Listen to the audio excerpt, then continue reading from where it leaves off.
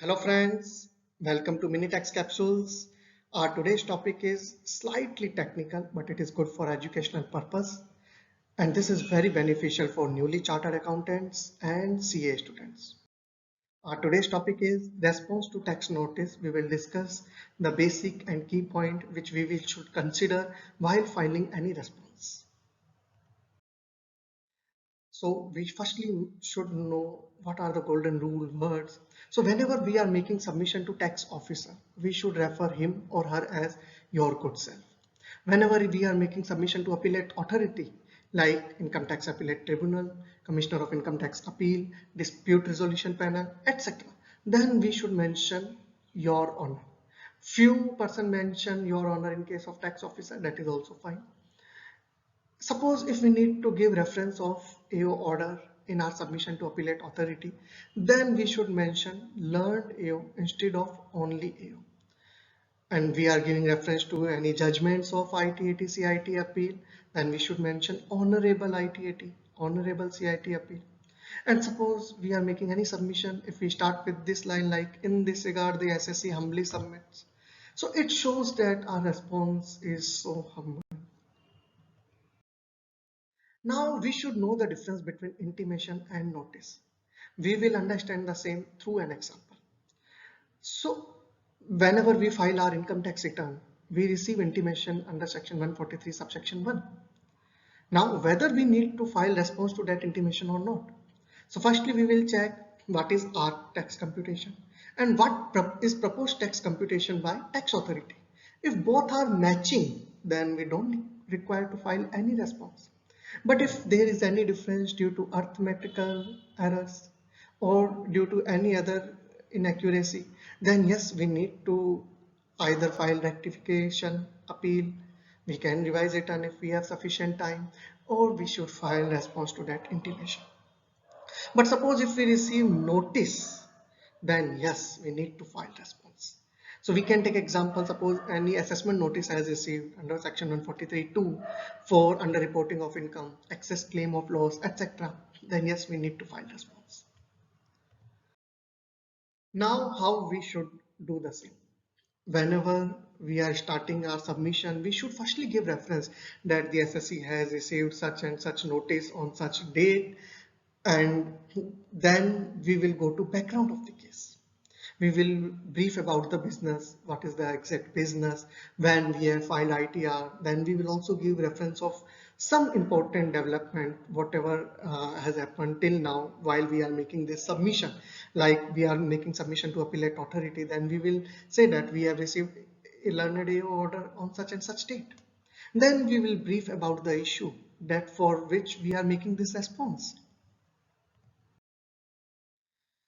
After giving brief of the issue, we will mention the relevant section. And then we will explain why that relevant section is applicable on us or not. Now let's understand the same through an example. Suppose assessing officer has proposed disallowance of miscellaneous expense.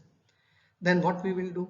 We will mention relevant section like 36, 37 or other section, and we will mention why these sections are applicable, why this expense should be allowable under this section. But suppose if we have received penalty notice under section 270A, then we will mention why this section is not applicable, why penalty should not be levied.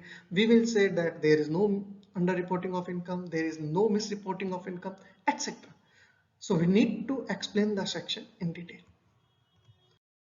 Thereafter, we will give reference of relevant case law, and we will give the conclusion summary of that case law and how that is linked to our case.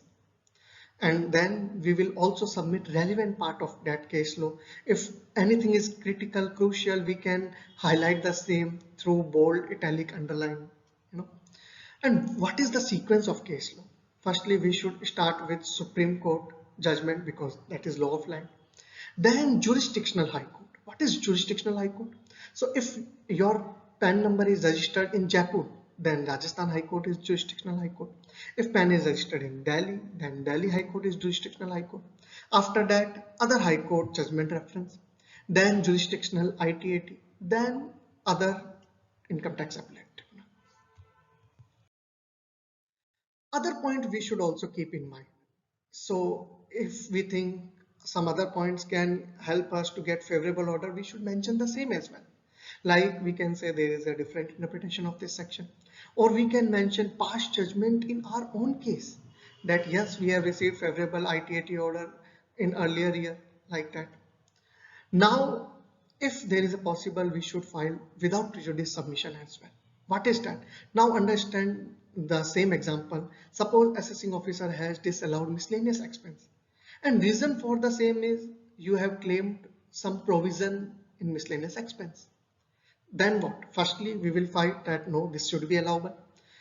Then we will say this as a without some prejudice, that it's okay if you are not allowing in this year, kindly allow in the next year when either same is a write-off or when there is an actual expense.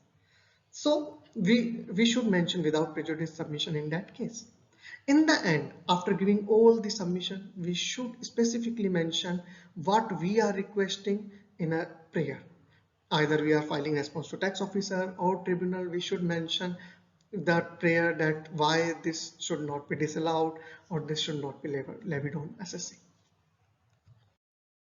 So friends, this is for today's presentation. If you like, then please share and subscribe.